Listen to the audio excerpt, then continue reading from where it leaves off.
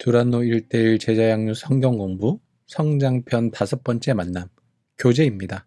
일반적으로 교제는 사람들과 만나서 사귀는 것이죠. 그런데 그리스도인들의 교제는 인간 사이에 막힌 담을 허신 예수님의 십자가에서 시작되기 때문에 일반적인 교제와 다르며 교회에서만 가능합니다.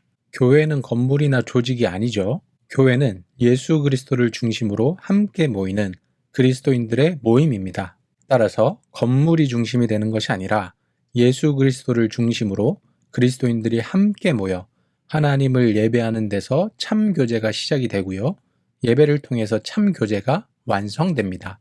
교제에는 크게 하나님과의 교제, 그리고 성도 간의 교제가 있는데요. 먼저 예배를 통한 하나님과의 교제에 대해서 함께 살펴보겠습니다. 예배는 근본적으로 나를 위한 것이 아니라 하나님을 위한 것입니다.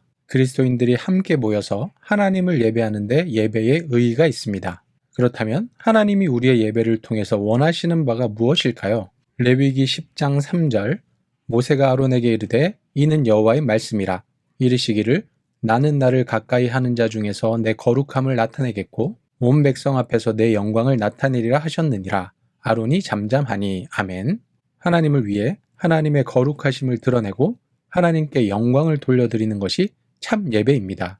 이렇게 우리가 참 예배를 하기 위해서는 무엇보다도 예배하는 사람들의 자세가 중요하죠. 요한복음 4장 24절의 말씀에 따라 예배하는 사람의 마음 자세는 어떠해야겠습니까? 먼저 마음 자세입니다. 요한복음 4장 24절 말씀. 하나님은 영이시니 예배하는 자가 영과 진리로 예배할지니라. 아멘. 여기서 영은 성령을 뜻합니다. 즉 성령의 인도하심을 따라 온 마음과 뜻과 정성을 다해서 하나님께 예배를 드려야 된다라는 뜻이고요. 여기서 진리는 하나님의 말씀이죠. 그리고 그 하나님의 말씀이 육신으로 오신 예수님을 뜻합니다. 따라서 진리로 예배한다는 것은 하나님의 말씀, 예수님을 의지하여 진실한 자세로 하나님께 예배해야 된다는 것을 의미합니다. 따라서 우리는 성령의 인도하심을 따라 하나님의 말씀, 예수님을 의지하여 진실한 자세로 온 마음과 뜻과 정성을 다해서 하나님을 예배해야 합니다. 시편 95편 6절, 전도서 5장 1절에서 2절은 예배하는 사람의 외적인 자세를 가르쳐 줍니다. 자, 그렇다면 우리의 외적인 자세는 어떠해야 하는가? 시편 95편 6절 말씀, 오라 우리가 굽혀 경배하며 우리를 지으신 여호와 앞에 무릎을 꿇자. 아멘.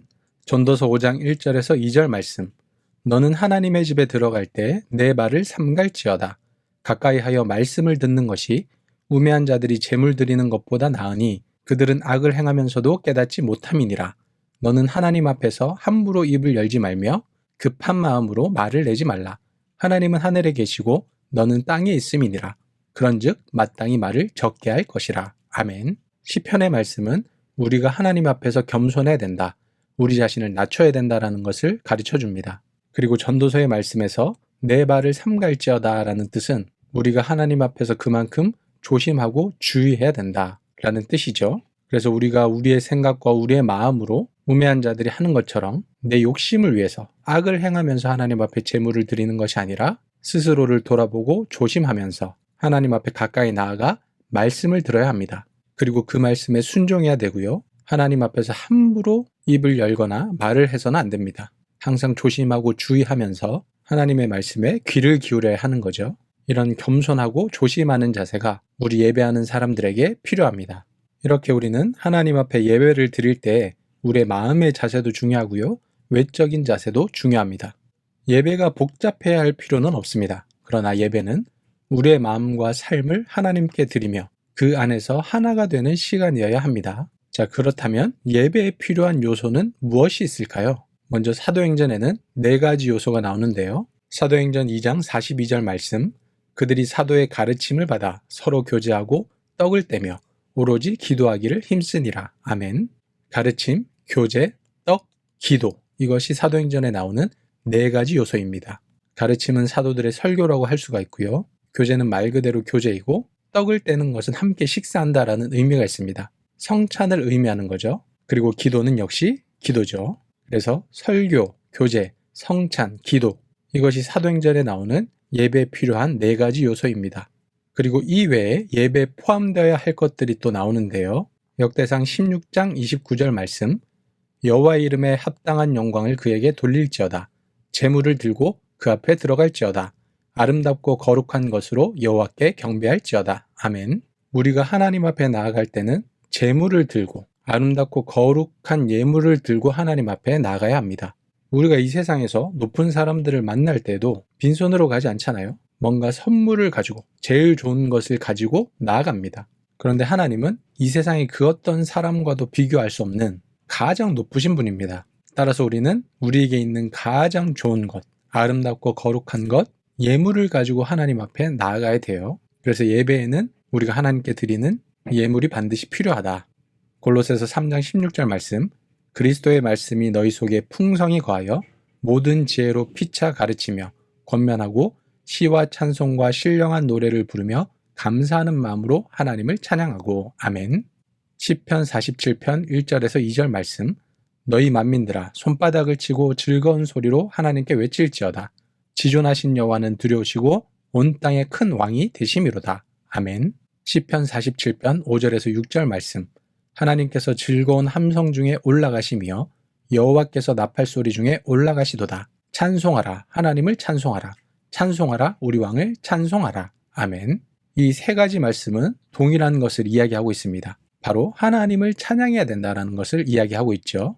예배에는 반드시 하나님을 찬양하는 것이 포함되어야 합니다. 감사하는 마음으로 하나님을 찬양하고 즐거운 소리로 하나님을 찬양하고 하나님의 왕되심을 찬양해야 합니다. 이와 같이 우리는 예배의 여러 가지 요소들을 통해서 하나님께 예배를 드림으로 하나님과 교제를 해야 합니다. 두 번째로 우리는 성도 간의 교제를 해야 합니다. 우리 모두는 하나님의 자녀입니다. 따라서 모든 그리스도인들은 한 가족이죠. 우리는 다른 사람들에게 배우고 서로 용기를 북돋아 주어야 합니다. 그리스도인들이 함께 모여서 서로를 세워줄 때 참다운 성도의 교제가 이루어집니다. 신앙생활은 절대로 고립되어서 혼자 할 수 없습니다. 성도 간의 교제가 반드시 필요한 것이죠. 이렇게 성도 간의 교제를 하기 위해서 우리에게 반드시 필요한 것들이 있는데, 첫 번째는 지체의식입니다.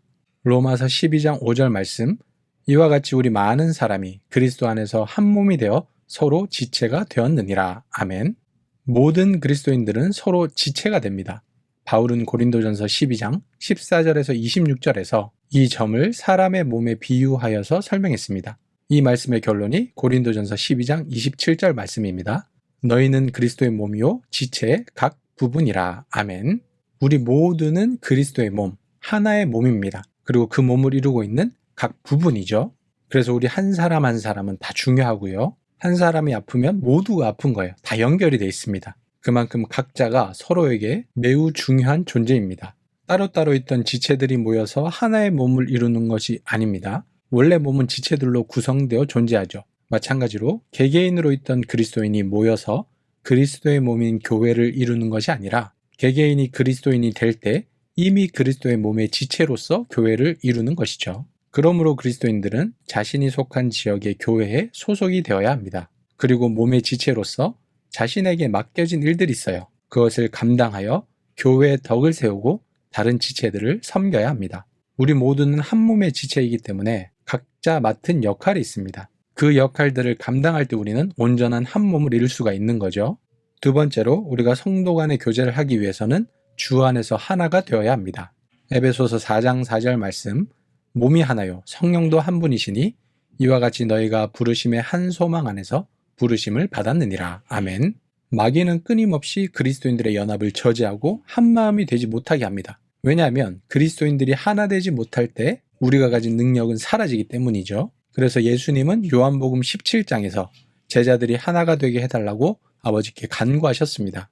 성부, 성자, 성령께서 하나로 계신 것처럼 우리 역시도 주 안에서 하나가 되어야 합니다. 인간이란 어디에서나 일치하지 못하는 성향이 있기 때문에 불신자들이 진정한 일치, 참으로 하나됨을 교회에서 발견한다면 그들은 그러한 사랑의 모임에 참여하고 싶은 마음이 들 것입니다. 그래서 우리는 주 안에서 하나가 되어야 합니다. 세 번째, 성도 간의 교제를 위해서는 각 사람의 다양성을 이해해야 합니다. 에베소서 4장 7절 말씀, 우리 각 사람에게 그리스도의 선물의 분량대로 은혜를 주셨나니. 아멘. 그리스도인들은 그리스도 안에서 하나가 되었지만 여러 면에서 서로 다른 점이 많이 있죠. 서로 상대방의 다른 점을 이해할 때 우리는 하나 된 그리스도의 몸을 이룰 수가 있습니다. 주 안에서 우리가 하나라는 말은 우리 모두가 다 똑같다라는 말이 아닙니다. 몸이 여러 지체가 있듯이 서로 다 다르지만 하나님 안에서 한 가지 목표 안에서 우리가 연합하여 하나가 된다는 뜻이죠. 따라서 우리 각 사람은 매우 다양합니다. 먼저 은사가 다 다르죠. 구원은 한 성령 안에서 받지만 그 성령이 주시는 은사는 다양합니다. 어떤 이에게는 구제의 은사를, 어떤 이에게는 가르치는 은사를, 또 어떤 이에게는 방언하는 은사를, 어떤 이에게는 영을 분별하는 은사를 주십니다. 이런 다양한 은사를 주신 것은 서로 비교하고 비판하고 내가 더 잘났다고 이야기하기 위한 것이 아니라 서로 협력해서 그리스도의 몸을 이루기 위함입니다. 나한테 이런 은사가 있다고 해가지고 나를 자랑하고 나를 뽐내는 게 아니라요. 그 은사를 통해서 다른 사람을 도우라는 것이죠. 교회를 세워가라는 뜻입니다. 두 번째, 믿음의 정도도 다 다릅니다. 로마서 14장 1절 말씀, 믿음이 연약한 자를 너희가 받되 그의 의견을 비판하지 말라. 아멘. 로마서 14장 3절 말씀, 먹는 자는 먹지 않는 자를 업신여기지 말고 먹지 않는 자는 먹는 자를 비판하지 말라. 이는 하나님이 그를 받으셨음이라. 아멘. 성숙한 그리스도인이라면 그리스도 안에서 믿음이 강하지 못한 지체의 반응에 민감해야 합니다. 믿음이 연약한 지체가 실족하거나 죄에 빠지지 않도록 행동을 조심해야 합니다. 그러니까 교회는 누구에게 맞춰서 가야 하는가? 믿음이 강한 자들이 아닙니다. 믿음이 연약한 자들을 중심으로 그들에게 맞춰서 가야 되는 거예요. 그래서 조금 느릴지라도 그 누구도 실족하지 않도록 천천히 조심조심 나아가야 합니다. 세 번째, 인간적인 배경이 다 다르죠. 교회 안에는 부유한 사람, 가난한 사람, 젊은 사람, 나이 든 사람, 남자, 여자, 다른 지방이나 다른 나라 사람 등 다양한 배경을 가진 사람들이 있습니다. 이러한 다른 인간적인 배경 때문에 편애하거나 차별을 한다면 그것은 하나님의 법을 어기는 것이고 교회의 기능을 파괴하는 것입니다. 초대교회가 이전에 있었던 어떤 종교들이나 다른 단체들과 달랐던 점, 놀라웠던 점은 예배의식이 특별했기 때문이 아니에요. 그게 아니고 다양한 배경의 사람들이 차별 없이 모여서 함께 예배하고 교제했기 때문에, 이것이 이 세상과 뭔가 달랐기 때문에 굉장히 놀라웠고 특별했습니다. 그것이 교회를 교회되게 만들었죠. 네 번째, 우리가 성도 간의 교제를 하기 위해서는 서로 사랑해야 합니다. 요한복음 13장 34절 말씀, 새 계명을 너희에게 주노니 서로 사랑하라. 내가 너희를 사랑한 것 같이 너희도 서로 사랑하라. 아멘. 예수님을 믿을 때 우리 모두는 영원한 하나님의 가족으로 다시 태어나게 됩니다. 따라서 그리스도인들은 한 가족처럼 서로를 사랑해야 합니다. 우리가 서로 사랑하되 어떻게 사랑해야 하는가? 요한일서 3장 18절 말씀, 자녀들아, 우리가 말과 혀로만 사랑하지 말고 행함과 진실함으로 하자. 아멘. 말로만 사랑하지 말고 행함으로 보여줘라. 말로만 하지 말고 시간과 물질을 헌신해라. 이런 뜻입니다. 그래서 초대교회는 이 사랑을 이렇게 표현했습니다. 사도행전 4장 32절 말씀, 믿는 무리가 한 마음과 한 뜻이 되어 모든 물건을 서로 통용하고 자기 재물을 조금이라도 자기 것이라 하는 이가 하나도 없더라. 아멘. 초대교회는 예수님을 믿으면 이단이 되었습니다. 그래서 일도 할 수 없고 매매도 할 수가 없었거든요. 그러니까 그 사람들이 먹고 살 수 있는 방법은 자기 물건을 내어놓고 서로 같이 사용하는 거예요. 그러니까 그 안에 있었던 가난한 사람들은 부유한 사람들이 뭔가 내놓지 않으면 먹고 살 수가 없는 겁니다. 근데 초대교회 때는 모두가 한 마음과 한 뜻이 되어서 서로 물건을 내어놓고 나눴습니다. 그리고 자기 재물을 조금이라도 자기 것이라 하는 사람이 없었어요. 그러니까 말과 혀로만 사랑한 것이 아니고 진짜로 자신의 물건, 자신의 시간, 자신이 가지고 있는 것들을 다 내어놓고 헌신을 했다라는 거죠. 행함과 진실함으로 사랑을 했습니다. 다섯 번째, 성도 간에 서로 교제하기 위해서는 서로 덕을 세워야 합니다. 데살로니가전서 5장 11절 말씀, 그러므로 피차 권면하고 서로 덕을 세우기를 너희가 하는 것 같이 하라. 아멘. 바울은 데살로니가의 성도들에게 서로 관심과 사랑을 품으라고 권면을 했습니다. 그들은 그 말대로 서로 격려하고 권면하며 교회를 아름답게 세워나갔습니다. 하나님께서 우리에게 성령의 은사를 주시는 이유도 나를 위해서가 아니라 교회의 덕을 세우고 서로를 섬기도록 하기 위해서입니다. 따라서 우리는 서로 권면하기 위해서 하나님의 말씀을 열심히 배워야 합니다. 그래서 하나님의 말씀으로 서로를 권면해야 되는 거죠. 그리고 서로 덕을 세우기 위해서, 다른 사람을 도와주기 위해서 하나님이 주신 성령의 은사를 사용해야 합니다. 성령의 은사는 자신을 드러내기 위한 것이 아닙니다. 자신을 자랑하기 위한 것이 아닙니다. 공동체를 세우고 서로에게 덕을 세우기 위해서 하나님께서 주신 것입니다. 결론입니다. 그리스도인들은 하나님의 사랑 안에서 서로 교제하며 하나가 되어야 합니다. 그리고 온전한 한 몸이 되어 한 분이신 하나님과 예배를 통해 교제를 나누어야 합니다. 그때 다른 사람들이 우리를 통해 예수님을 발견하게 될 것입니다.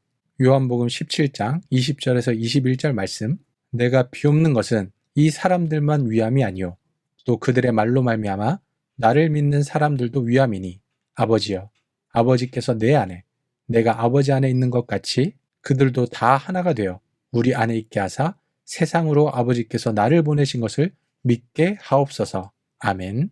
온전한 교제를 통해 이 세상 가운데 하나님을 나타낼 수 있는 우리 모두가 될 수 있기를 간절히 소망합니다.